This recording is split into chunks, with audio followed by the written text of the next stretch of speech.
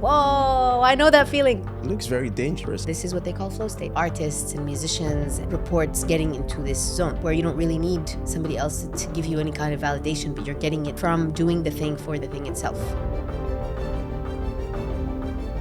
Hey, yo, beautiful humans, and welcome back to Creative Ones on Anchor podcast. I remain your host, Chineme Prince. My guest today is a flow artist. If you're like me, that's a very foreign word. So you can imagine my excitement to talk to this guest today. She's going to tell us about her journey and flow artistry. Ladies and gentlemen, Reed. How are you, Reed? Good. Yeah? Good to be here tonight. Well, Thanks for having me. we're lucky to have you. You look very colorful, very, very, very colorful. Just before we get into the flow artistry of it all, just a brief background of you for us. Sure. So it all started when... No, I'm not joking. So once upon a time. Once upon a time.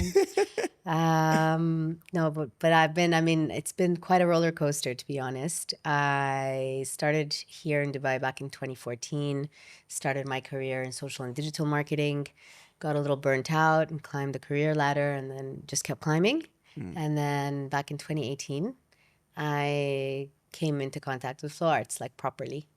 Even though it's been weaving in and out of my life since I landed in Dubai. But in 2018, I got so passionate about it, and it really transformed my life. I was going through a hard time at work, with my relationship, with family, and I was just really getting down on myself. And then when I came into contact with my first flow prop, it just opened my eyes to this whole new world. And I started looking into it, but I didn't take it too seriously. And then I was on a trip in Turkey. And even though I'd been to Istanbul like maybe 6-7 times before that, I'd never gone to those whirling dervishes. So I was like, it's a tourist trap, and I'm not interested. Yeah. But I got a very peculiar invite, which kind of landed in my lap. This place that was off the beaten path. And I just made my way.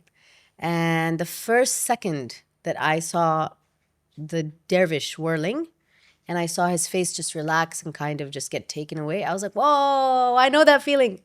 Other people know that feeling? How did he do that? He just summoned the feeling. What are you talking about? So I started looking into it, and I came across flow state, and I came across positive psychology, and the real, very real impact and research that's being done on flow state and how you can, I don't want to say command flow state, but almost induce it. Like the elements of flow and how you can get into it, the triggers to flow, and the flow cycle. So in the beginning, I got really hooked on being in what they call the zone. And I think it's that's the part of being in flow state. It's that artists and musicians and runners in particular, they call it runner's high. But everybody who engages in any kind of creative activity that also involves movement or motor skills reports getting into this zone. They call it being in the zone. And you lose track of time, and you have this instant feedback loop where you don't really need somebody else to give you any kind of validation, but you're getting it from doing the thing for the thing itself. So this is what they call flow state. And psychologist Mihai Csikszentmihalyi, he coined the term flow state. He did the research on it, and then it just kind of went on from there. So now there's actually, it's a collective that has become this beautiful space for people from all over the world to participate in, but also they give very high accreditations and certifications, and they're called the Flow Genome Project. And they're doing very interesting research on flow state, how to get into it, how to engage in peak performance. So it's not just through the props or the instruments that we use, but how to do it even when you're designing, even when you're cooking, even when you're in conversation. So how to get into a state of flow as an individual, but then also how to do group flow. So then you become you get into more the leadership aspect of it. Yeah. But it's actually, a lot of people think it's amusing or it's fun or it's engaging, but it's a little bit more than that. It's essential. Human beings need to be able to experience flow. Yeah. To be able to get the kind of gratification and self-fulfillment, self-actualization that all of us seek, really. Interesting. Yes, it's a lot more than I thought it Yeah. was. You know what I mean? Like it was a little prop that basically opened up my eyes to this whole Yeah. world. And the more I read up on it, the more I researched, the more I learned, the more I realized that this is something that's actually encouraged in a lot of cultures. It's what community building is based on. It's that connectedness that makes us feel like we're part of a whole. It's a very interesting thing. Interesting. I'm definitely going to check this one out at some point. But thank you for that introduction. We've been talking about flow. I'm sure so many people will be like, oh, what's this flow that she keeps talking about? What's flow, flow, flow? Would you give us a bit more insight on what flow art is? Sure.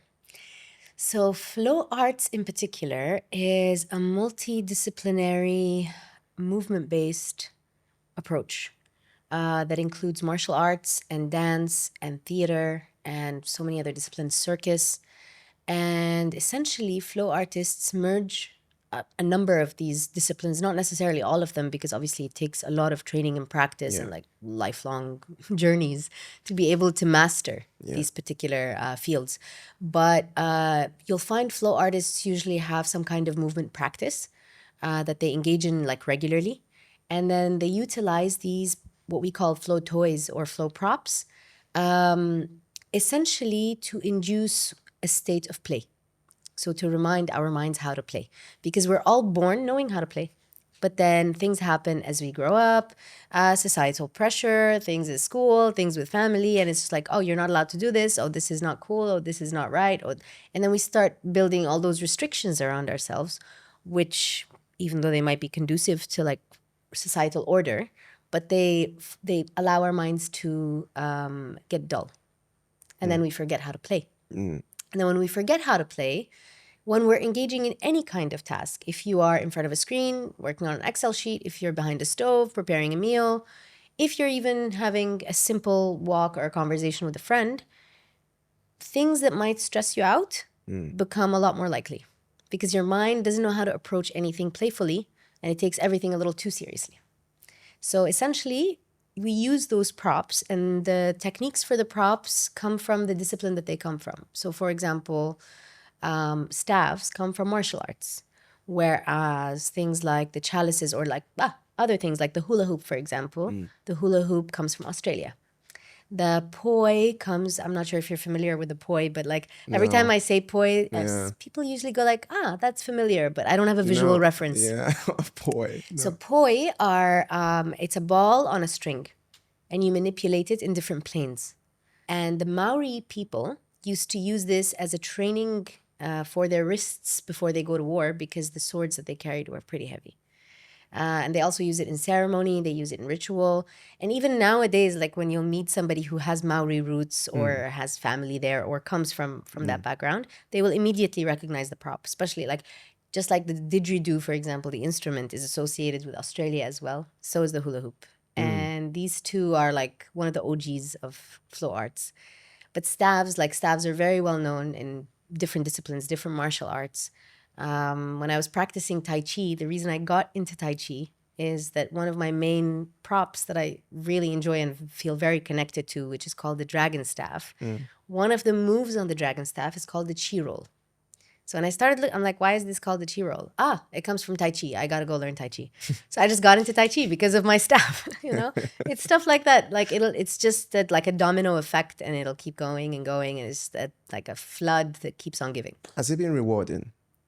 Absolutely. Absolutely. Do you consider flow art your calling? Absolutely. And it's Why is saved my that? life. Like I teach flow arts and I talk about flow arts in absolutely every chance that I get because it really saved my life. Like the reason I was telling you about my work and how I landed in Dubai is because I got to a point where I was stressed and depressed to boot. And it's not because of Dubai, but it's the city life and it's the pace and it's just that like the aggravation that comes with all of it. If you don't have an outlet or if you don't have a way to process it, it gets to you eventually. And for me, like a lot of people end up going to the gym, for example.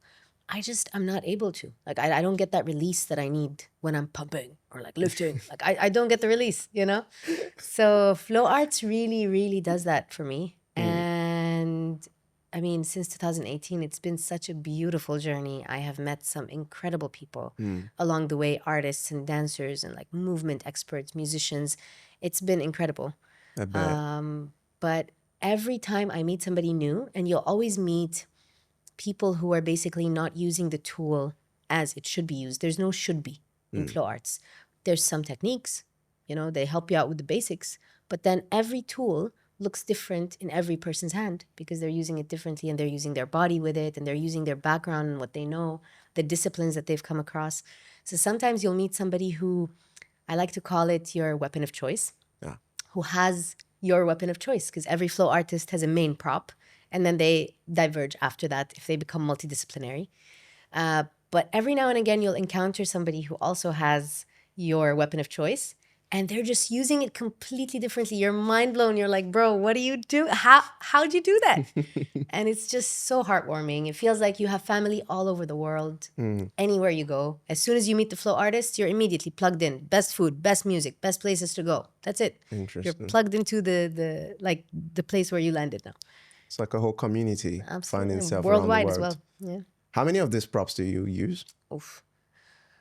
I think I'm at 13 or 14 now. 13? Yeah. Because so I consider myself a multi-prop flow artist. But it's a wide range. So between the fire props and the light props and the silk props, it's a pretty wide range. And even small nuances, not like color, but like small nuances in the prop can make a difference. So like not all staves are the same. Techniques are different for like a contact staff or a dragon staff. One, you have to roll and it just constantly keeps rolling. And the other one is just contact moves. So you got to keep it connected to one part of your body. But now, yeah, between the silk, fire, and light, maybe around 13. The fire one, I've always been curious about. It looks very dangerous. Have you ever gotten hurt just, trying to work with this, especially in the beginning? All the time. All the time? All the time. But the thing is, you should never light up before you get your fire safety training. You should never light up without having a fire safety that you have rehearsed and trained with and like you have a mode of communication with. So there's a lot to do before you get to fire. Usually when people see flow arts or circus arts, they immediately are drawn to fire and they're like, I wonder how they're doing that, or I can probably do that. But that's like the last stage. That's like the most advanced stage that you get to when you're doing this kind of movement, I guess. Would you say like ever since you started doing flow arts, has it helped you connect better with people, not just like other flow artists, like help to understand people a bit more? Absolutely, absolutely. Especially when I'm giving workshops because so my main weapon of choice, it's called a levy wand or a levy stick. And it's called a levy wand because it literally looks like it's levitating. And it comes from magic shows. And it's one of the latest, like the more recent ones that got introduced into the flow arts scene. But when I'm giving workshops to adults and kids and families, you very quickly start, because I'm pretty much self-taught. Like I learned by myself, by practicing by myself, but also some YouTube videos, but nobody was there with me firsthand to teach me. So when I see people at the workshop, especially kids, like kids have no filters. They have like no walls, so you can see right through. And you can see what it is that they're struggling with. So as soon as you just give them the key, they just go with it, But it's definitely helped me connect with people more, and it's definitely helped me observe people more mindfully, like without judgment, but also because I'm trying to help them, right? I'm trying to help them nail the trick so that they can feel that sense of accomplishment and feel motivated to keep going. So you kind of have to pay attention to what their body is telling you, not just what their words are saying, what their face is telling you about where they're struggling or where the barrier is, so that you can help them push it. Yeah. So definitely. Well, maybe I would even try if the flow art. Absolutely. It feels like on a different level. It's also kind of spiritual. So many ways. Yeah. In so many ways. I call it movement meditation. To be fair, it's not exactly the same with every tool or every prop, but the circular motion in general, I think as beings, we are very inclined to move in circular format. and the planet's moving in a circular format, and the galaxy is moving in a circular format, and it's just hypnotic. Yeah. And I think that's why when I saw the dervish, immediately I'm like, this guy is spinning. Okay, I'm spinning the prop around me and around itself. But this guy is spinning himself. Wow, this must be like an amplified version of what I feel. But it's hypnotizing, it's relaxing, and at the same time, it just kind of puts you in a state of trance that's very calm. Yeah. I love that. I think one of the biggest that I've seen over time, one of the biggest components of flow art is music, Yeah, definitely. which is very important, I'd assume, because every flow artist that I've seen has some kind of music included in their performance. And you play some instruments that help with this flow artistry of yours. How many do you play?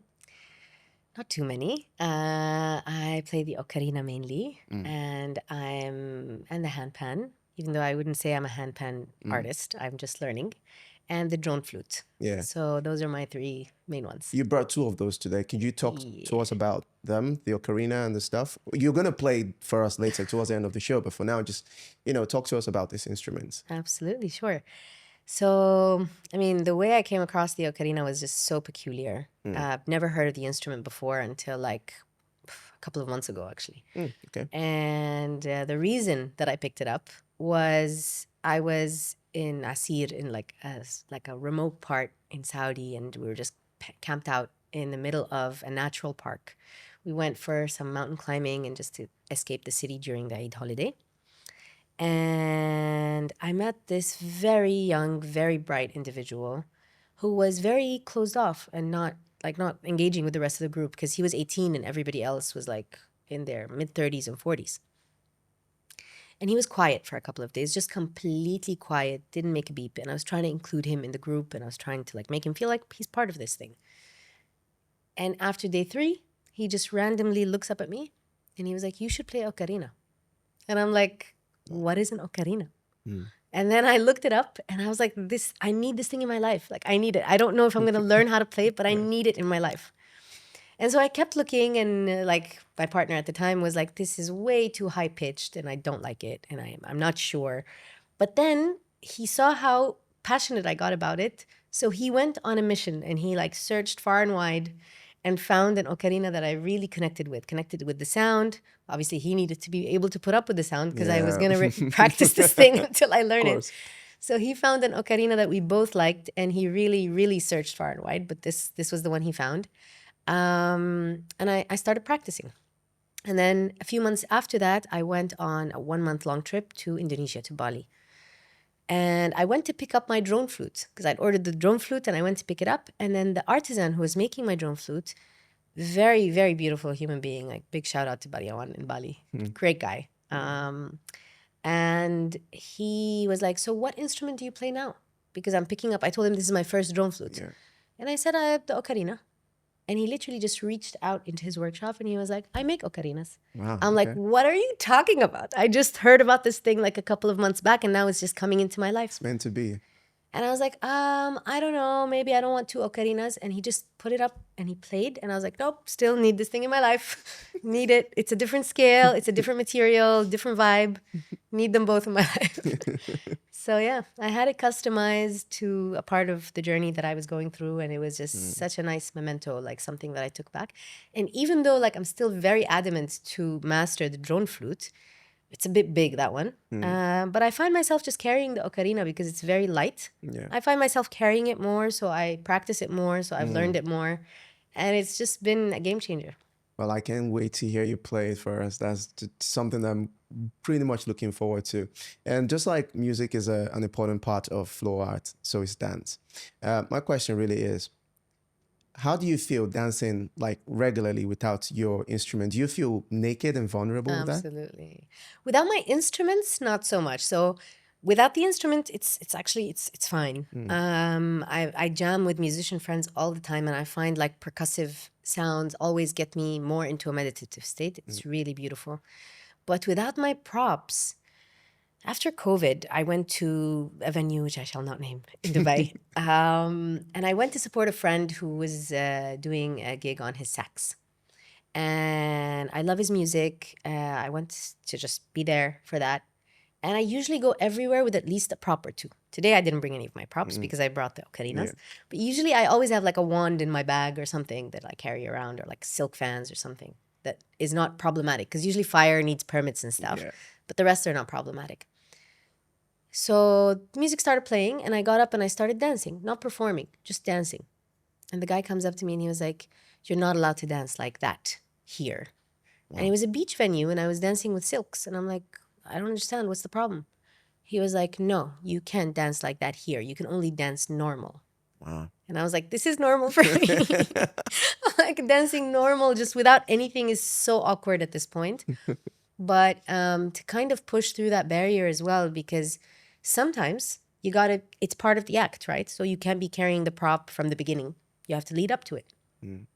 So I realized that I'm not able to move as freely on stage, especially during performances, especially with a group, without any props. Yeah.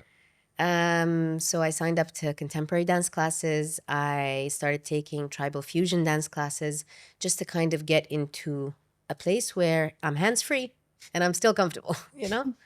But yeah, it's I did feel that for the first while for sure. Oh, yeah. Do you think you've gotten better at it now? I think I've gotten significantly better. I don't think I've bypassed it. I Yeah. think I learned how to use my body as a prop Yeah. without any of the guilt and shame that comes with dance. So, like growing up in the Middle East, Yeah. there's a lot of like stigma that comes with dance or movement, Yeah. or like, what are you trying to do? Are you showing off? Are Any you like, particular dance styles or I just general? mean, in general, it's not some, I don't want to say it's frowned upon, because I think it's culturally, it depends, you know what I mean? Like, Yeah. especially in this part of the world, especially in Dubai, it's like a melting pot of cultures and traditions and religions and, you know, different people from all over the world. And my family weren't particularly against the dance or the movement. They were a little bit more raising their eyebrows about the costumes. Ah. So I was able to kind of fix that. That wasn't an issue. So my brother and my dad, they come out to all my performances. Like, they're really good with it. But it's just, I also realized that the reasons that I'm doing it, or the kind of gigs that I accept or take on, will shape me as an artist. So I started being a lot more selective. Before, I used to do a lot of entertainment stuff where they will just like throw us all into the same costume, which is pretty much a skimpy costume. And they're like, "All right, let's go. We want a couple of really good looking ladies over there. You know, just stand there and look pretty." And I'm like, "I can do so much more though. Like, I've learned all these things. Look at, watch me, you know, like, Yeah. look."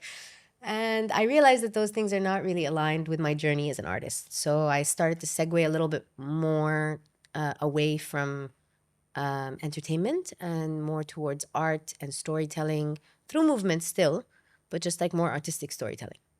Storytelling. Like, how would you even tell a story with some of these props? So I realized that storytelling, and this was along the journey that I picked up this, or I realized this thing about myself, that throughout my journey, I have been drawn to things that have to do with storytelling. So you were talking about the ocarina earlier.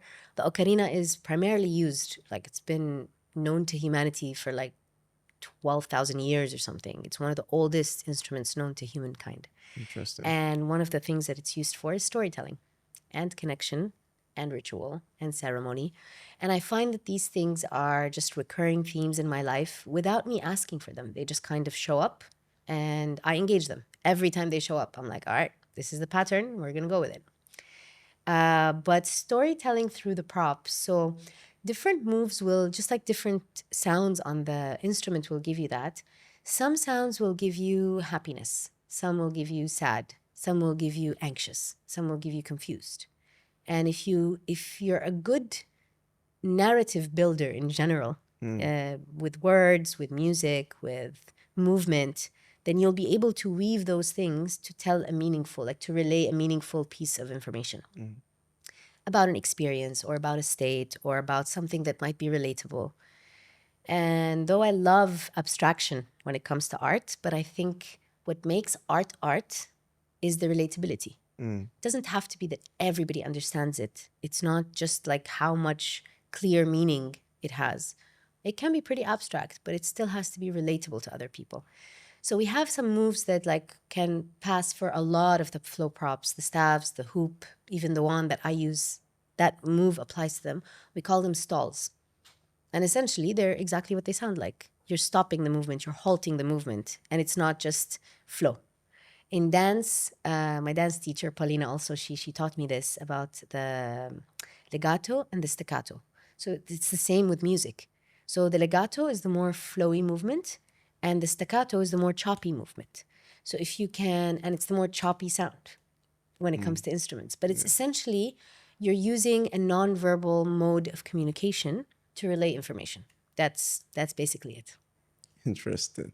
I'm going to deviate a bit more away from the flow artistry of it. Like early this year, you co-curated a thing called Palestine, Oh yeah, a musical story, music from a Palestine. Yeah, musical absolutely. story. What was your aim? What was your aim in using what was your aim in exploring the Palestinian narrative through music? What were you trying to achieve with that? Oh, that's a very nice story, actually. Thank you for that question. That's a nice one. You're welcome. So it started with I have been like the whole Palestine struggle is something very personal and very close and near and dear to my heart. I have family and friends who live in Palestine. I have had Palestinian friends from Palestine who still live in Palestine with their families, and Palestinians who have been in diaspora for their whole lives. They don't even know what Palestine looks like. And coming from the Caucasus, my people have gone through genocide and diaspora back in the 1800s. And we were just talking about this earlier, actually, this idea of not belonging anywhere, so you belong everywhere. It took me a very long time to make my peace with that. And seeing what's happening in Palestine right now and what has been happening really since 47, it's very unfortunate, but there is beauty to be seen in the struggle of any human being, I think. And after October 7th, I was really frustrated and I was just like glued to my sofa and my phone, keeping up with everything that's happening in shock, in disbelief. I was like, this cannot be happening in 2024. Like, it's not normal. It's just out of this world. And I didn't know what to do with that, with all those feelings that I was having and with this frustration. So I thought to myself, the only thing that I know how to do to express my feelings and to vent and to kind of circulate this energy inside of me is move. But I was like, it's really inappropriate to be dancing while people are dying. And I thought to myself, this is not just dance, it's movement, it's expression, and it's how I feel. So I thought to myself, I'm going to try and keep it as true as possible to the Palestinian struggle that is happening right now that I'm trying to highlight. So I thought to myself, I'm only going to use music from Palestine. And music, not just music from Palestine, as in by Palestinian artists, but music that documents the struggle over years.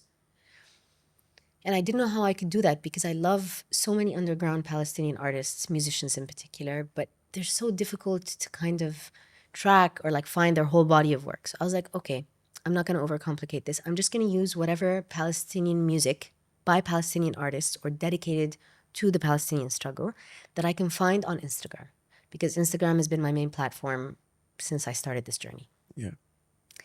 And I was like, okay, I'm going to use the hashtag music from Palestine because it is music from Palestine. And I started off with my first one by one of my favorite underground Palestinian musicians and dear friend, Shadi Zaktan. And as soon as I made the post and I was wearing my kufiye and it was a fire piece and it was in the lyrics of his song, and the song was like maybe published back in 2006. And he talks about Gaza because Gaza has been through rounds and rounds and rounds of this.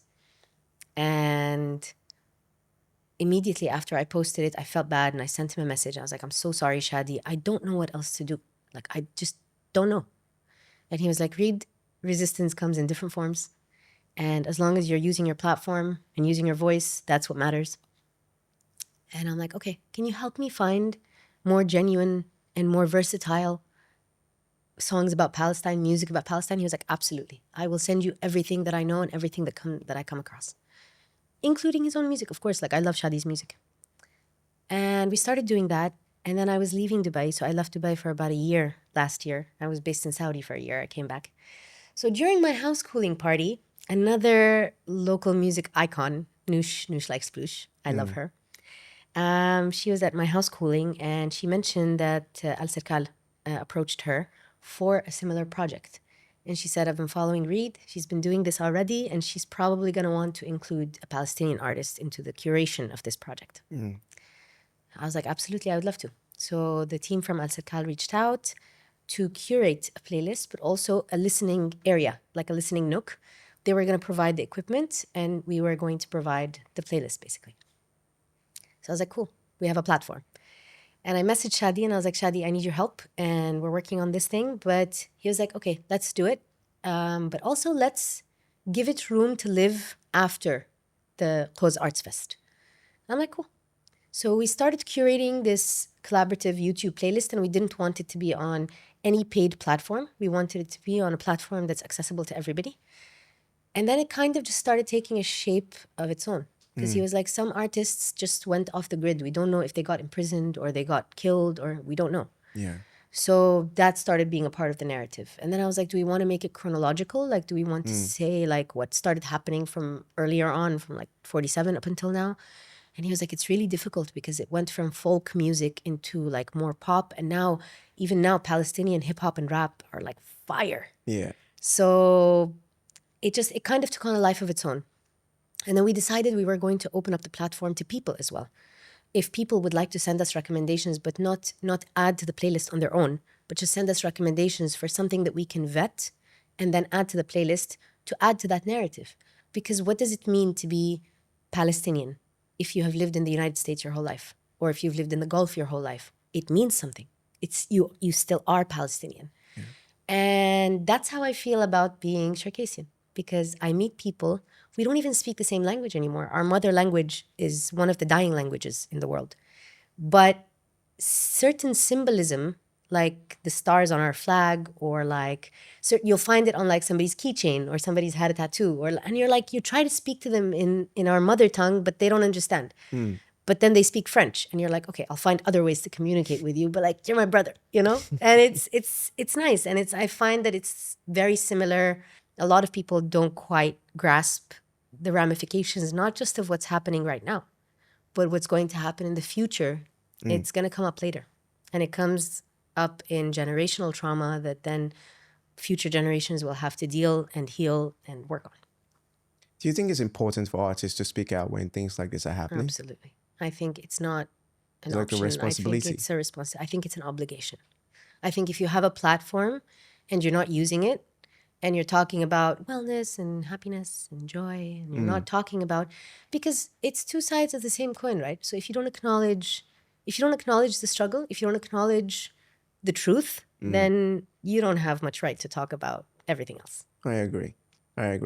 Before we get into you, because we're about rounding up, before we get into you blowing the flute, I just want a quick word on like flow artistry. Where do you you've been at it now for like 6 years, 2018, right? So where do you see yourself with flow artistry in the next 5, 10, the future basically? That's a nice question. I haven't really thought about it much, if I'm being honest, but I would definitely like to focus more on bigger artistic productions. Maybe getting some funding for those, getting more artists involved.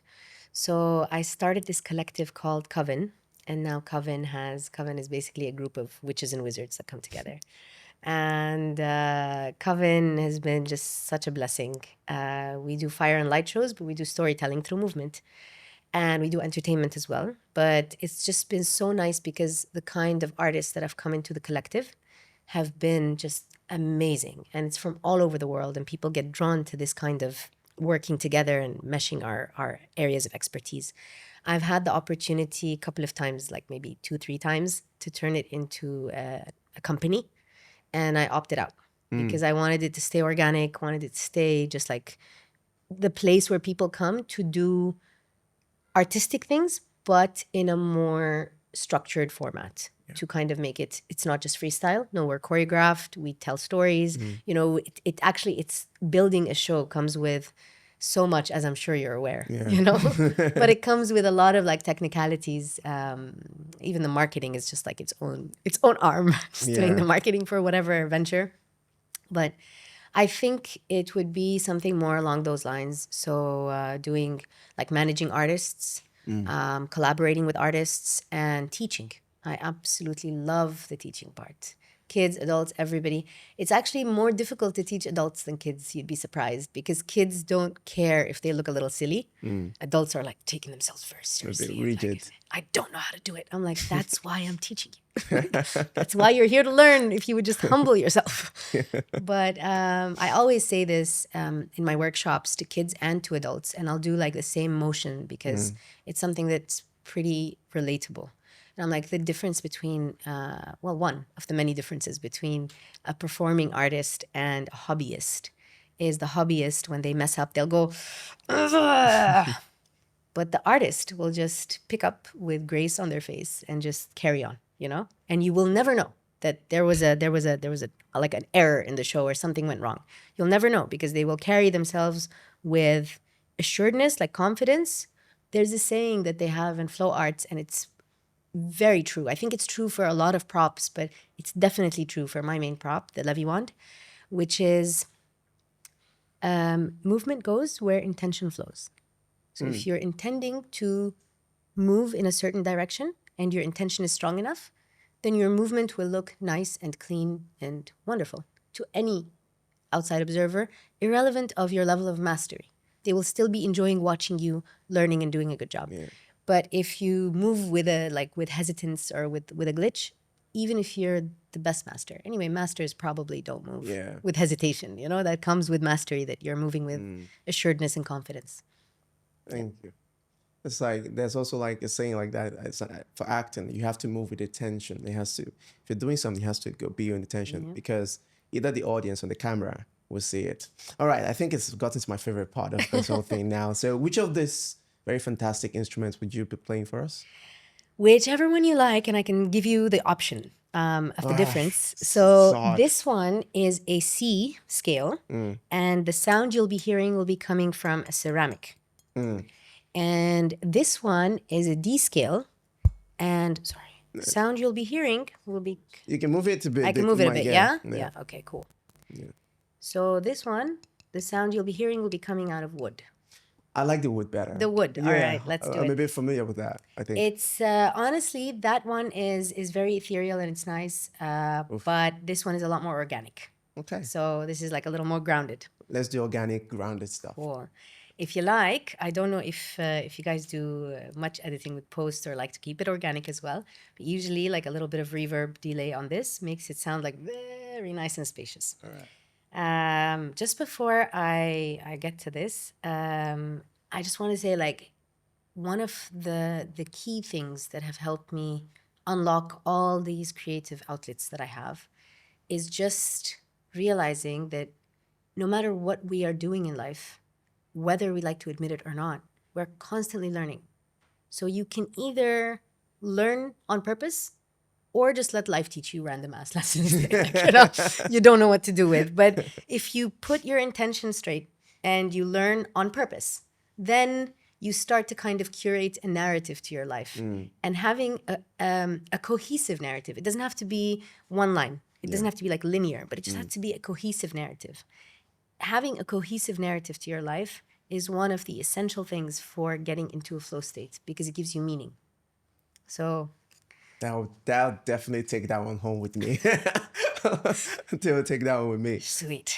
So but, I don't know any like commercial songs. No. Don't worry about that. Okay. Cool. Let it be organic, you know? Organic. Let it be organic. Okay.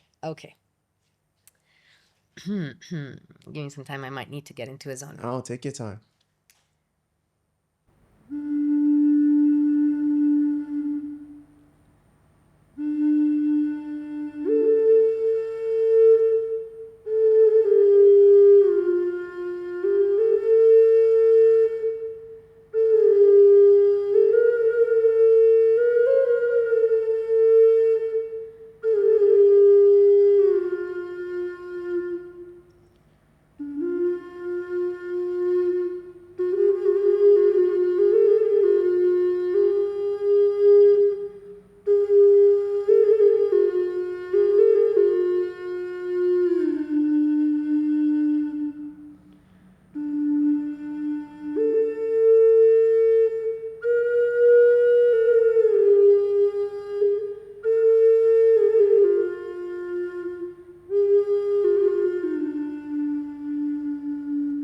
That was Sweet, so huh? good. I felt like I was in all those movies where the soundtrack comes in, it just Yeah. takes you away. It And was really beautiful. thank you so much. Thank you for Thank you, doing that. Chineme. Thank you for gracing us with Thank this you. beauty of yours that you've had with us all through. And I love these conversations that I had with you. I feel like I've learned a little bit about flow arts, and I will still research it a bit more because it's quite an interesting form of art that no one is really talking about.